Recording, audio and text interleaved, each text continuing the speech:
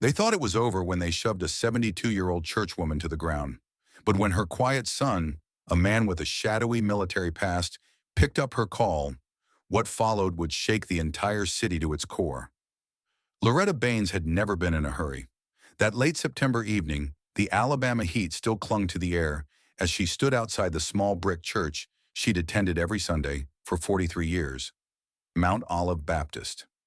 The evening service had just ended, and she had bid farewell to the women's group. Her friend Mrs. Thelma Griggs was meant to drive her home as always. Wearing her beige Sunday hat, a slim brown cane in one hand, and her well-worn Bible in the other, Loretta lingered by the steps of the church. It was around 6:12 p.m. That's when she noticed it, flickering blue and red lights reflecting off the chain-link fence nearby. Two squad cars had stopped a battered Nissan about 40 feet from the church lot. At first, Loretta paid no mind. Just another traffic stop, she thought. Then came the voices, sharp, escalating, not from the driver, but from the officers. One of them, a young, thin white officer, was barking contradictory commands. Hands out the window. Then barely 5 seconds later, get out of the car now. The young man inside, barely more than a boy, froze. His trembling hands hovered in confusion. A few church members also watched, cautious. No one dared approach. Everyone knew how quickly these scenes could turn tragic now. In her soft, motherly voice, Loretta called out gently, "Y'all be careful now." That's all she said. No threat, no interference, just concern.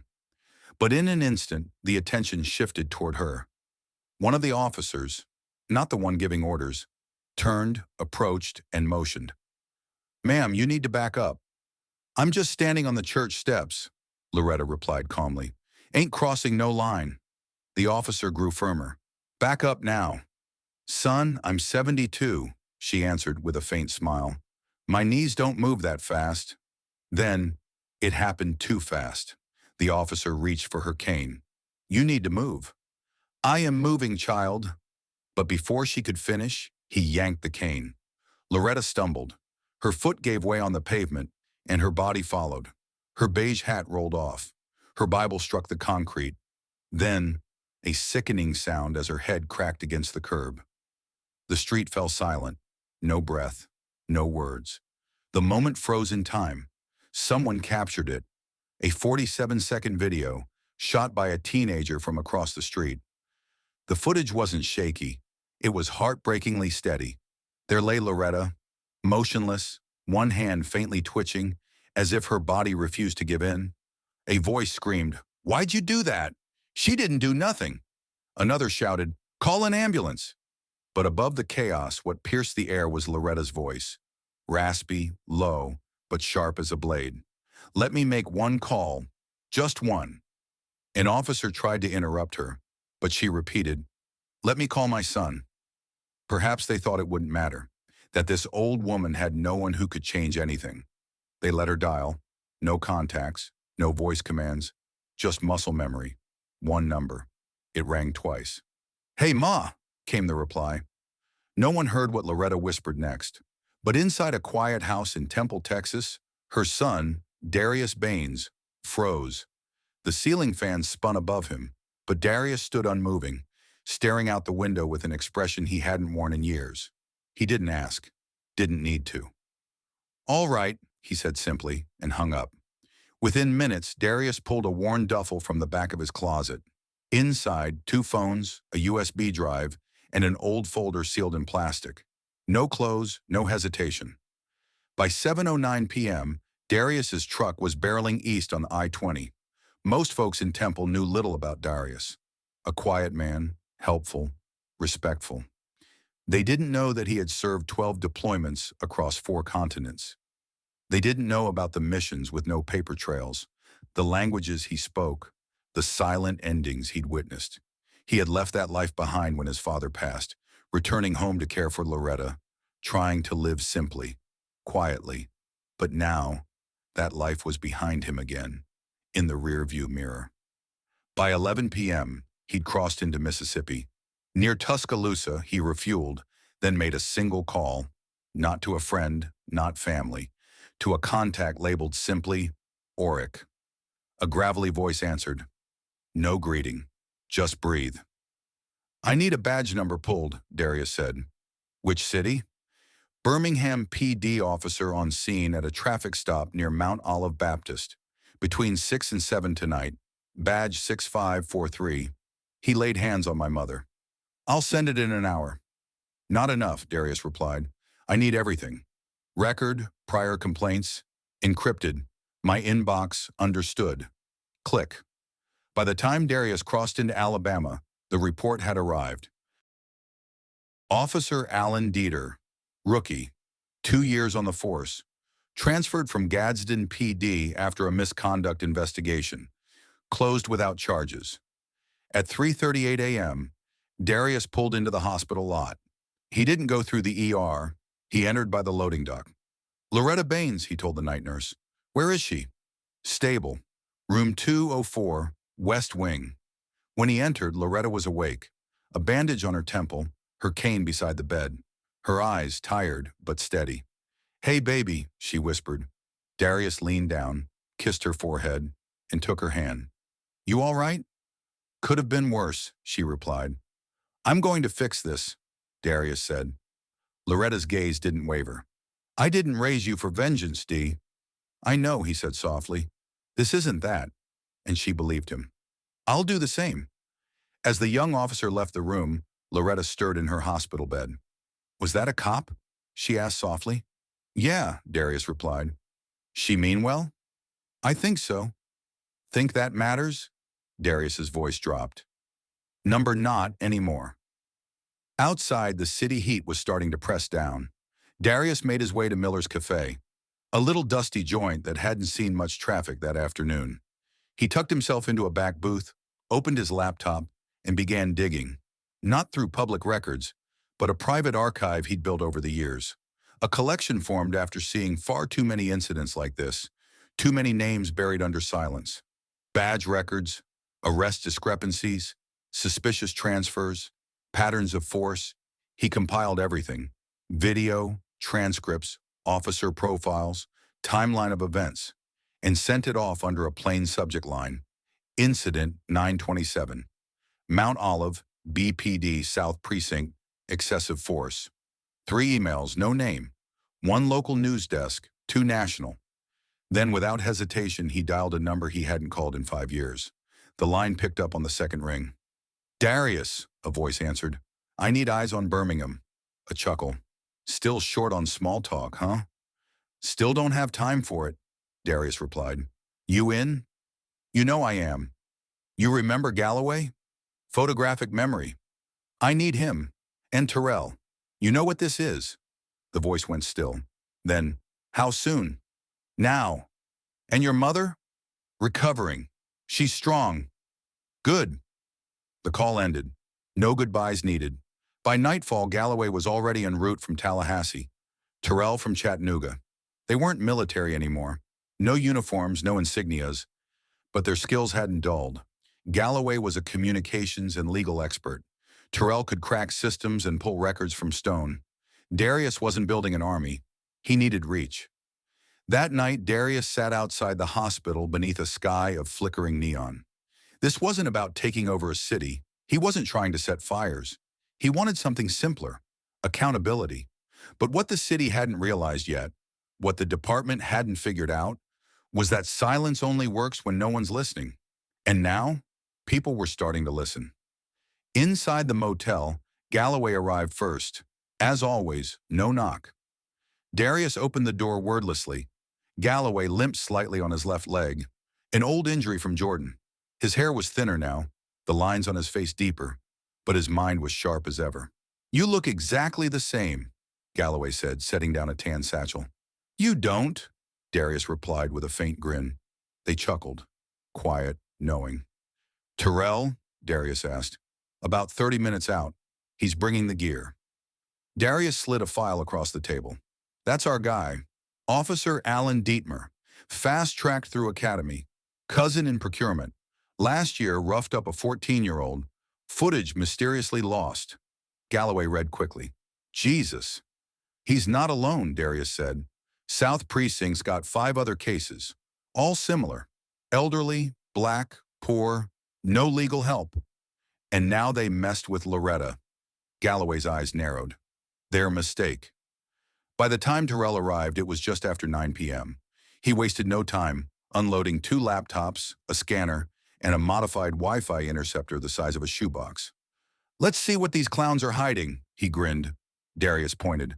"Internal PD networks 5 blocks that way. Keep it clean. No interference. Just listen." "Copy that," Galloway added. "Once we map their chain of command, we can start nudging people." Quiet pressure. Darius leaned back. "Already sent the first footage out last night. The public's stirring. Slow, but it's happening."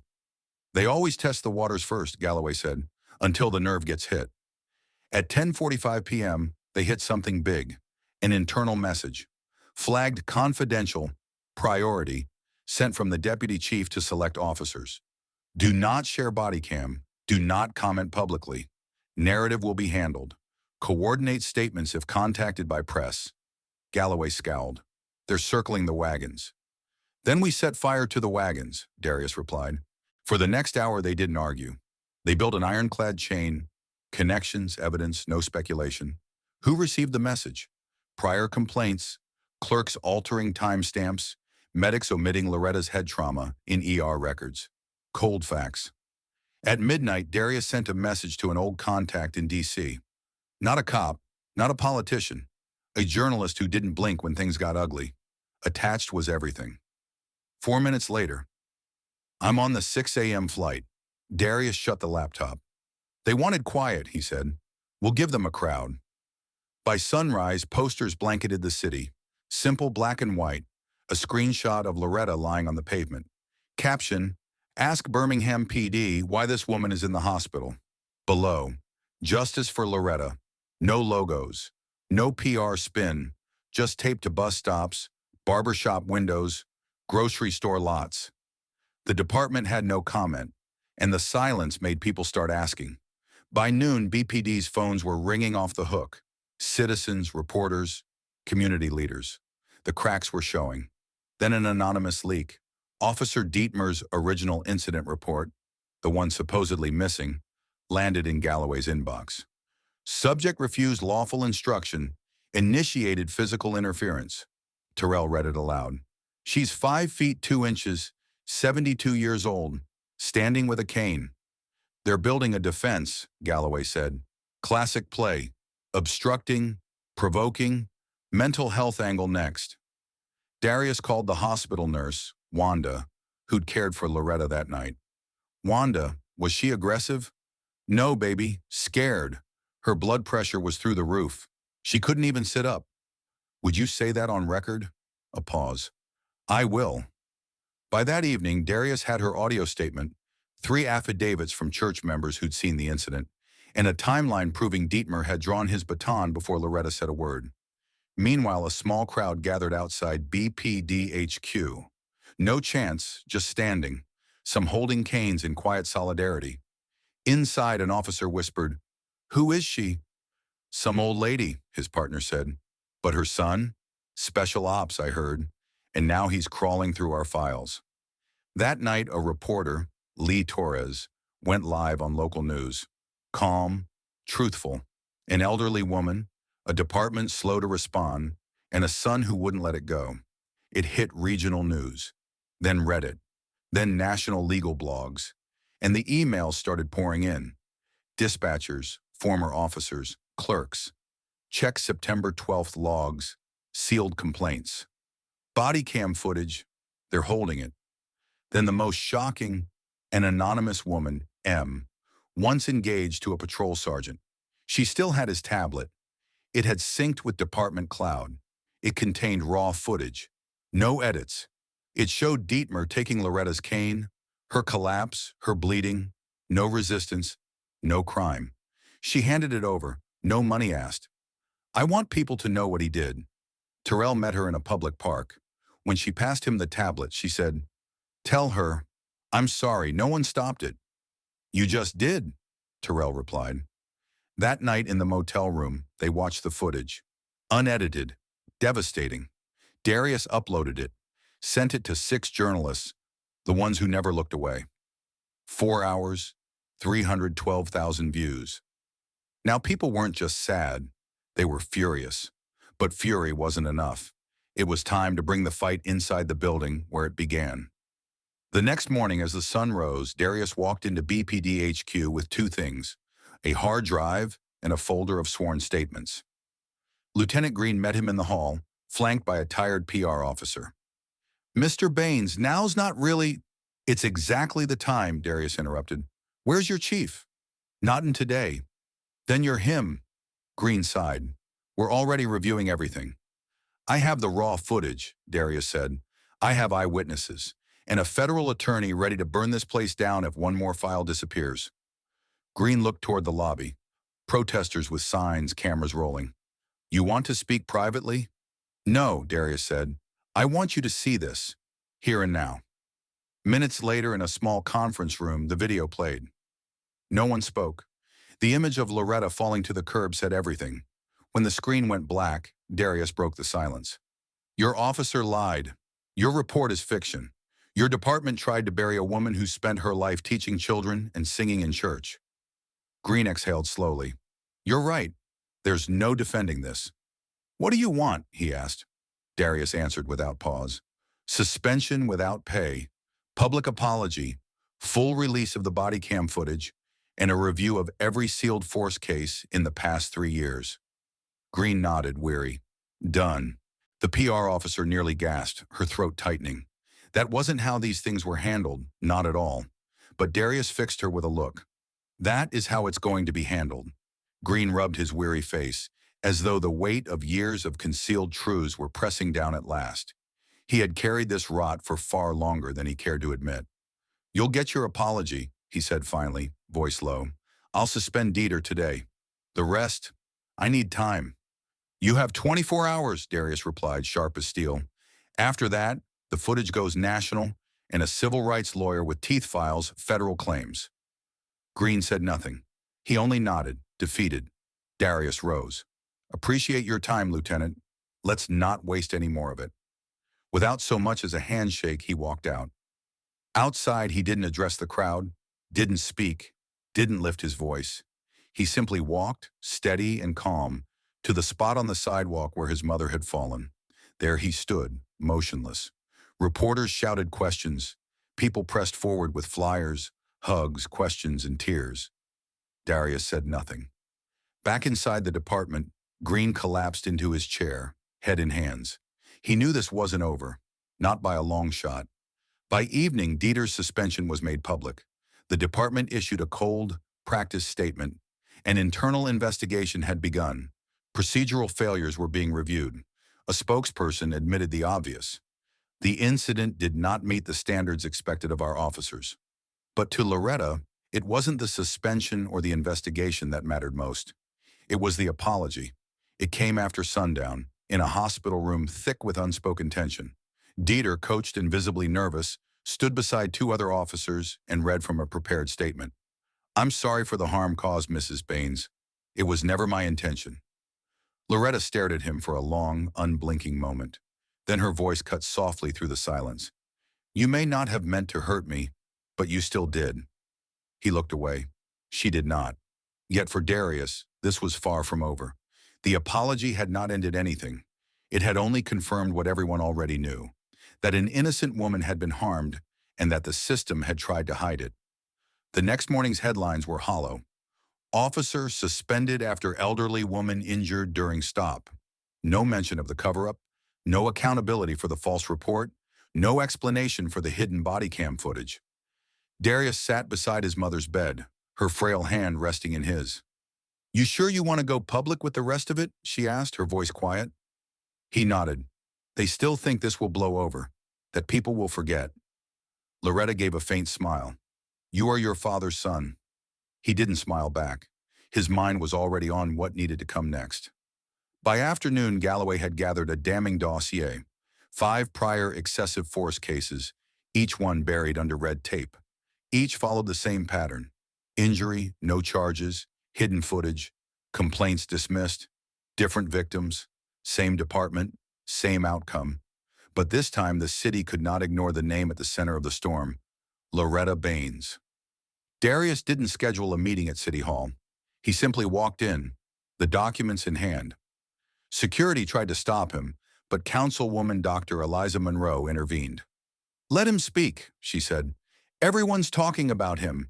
We may as well hear from the source." In the small chamber, Darius laid everything on the table. Calm, direct, no theatrics. "You have a department that protects itself at the expense of the people it swore to serve," he said. "This isn't about one officer. It's about an entire culture." A councilman shifted uneasily. "You're asking us to do what? Fire half the precinct?" "No," Darius answered. "I'm asking you to investigate, and to stop pretending that silence is neutrality." Councilwoman Monroe leaned in. "And if we don't?" Darius didn't blink. "Then we go bigger. Federal complaint, national media, civil lawsuits for every buried victim. And believe me, I will find them." There was no bravado in his voice, just truth. That evening, as officials argued behind closed doors, something unexpected happened. A small crowd gathered on the steps, not massive, but steady. Men and women of all ages, holding candles, holding signs, some clutching photos of Loretta. Others held photos of their own mothers. At the center of it all stood Loretta herself, supported by church friends, cane in one hand, purse in the other. Her voice was soft, but every word rang clear. "I'm not the first this happened to. I may not be the last. But if standing here makes the next woman safer, I'll stand until my legs give out." Gentle applause followed. No chants, no shouting, just people who had had enough. The next day, the police chief resigned under pressure. 3 officers, including Dieter's supervisor, were placed on administrative leave. An independent board was convened. The city called it accountability. Darius knew better. It was survival. That night in the motel room, Galloway looked at him. "You could have gone nuclear. Burned them down." "I didn't need to," Darius replied. "The truth was louder than I'll ever be." Terrell leaned back. "So you done?" Darius looked out the window, watching the street below. Number just finished the first part, because he hadn't come for vengeance. He had come for change. And change didn't end with one apology or resignation. It started there. Weeks passed. The headlines faded. The hashtag stopped trending. The city issued a 5-page progress report. Reforms, training, transparency. Darius knew better. Promises didn't fix people. Systems didn't fix themselves. It always came back to presence and pressure. One cool morning, Loretta Baines stepped out of the hospital on her own 2 feet. No fanfare, no cameras, just the quiet shuffle of her shoes and the tap of her cane. At the truck, she looked up at her son.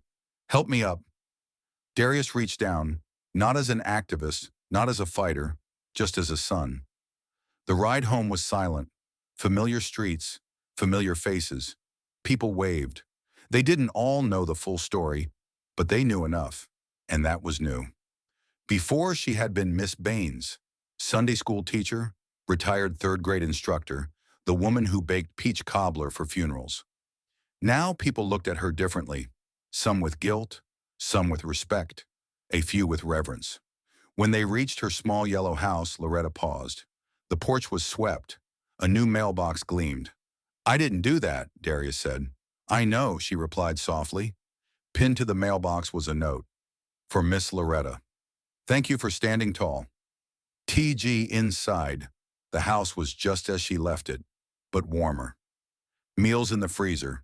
Church bulletins stacked neatly. The clock ticking again. "You going to stay a while?" Loretta asked. Darius nodded. "Yeah," she smiled. "You always disappear after things calm down, like you're afraid of peace." "I'm not afraid," he said quietly. "Just don't always recognize it." Later, Reverend Ingram arrived with news. The church board wanted to name the reading room after her. "They better wait till I'm dead," Loretta laughed. "You don't get to decide that," the Reverend smiled. That evening, Loretta stood on the porch, a warm blanket over her shoulders. A teenager passed by, glanced up. "You feeling okay, Miss Loretta?" She smiled. "I'm still here."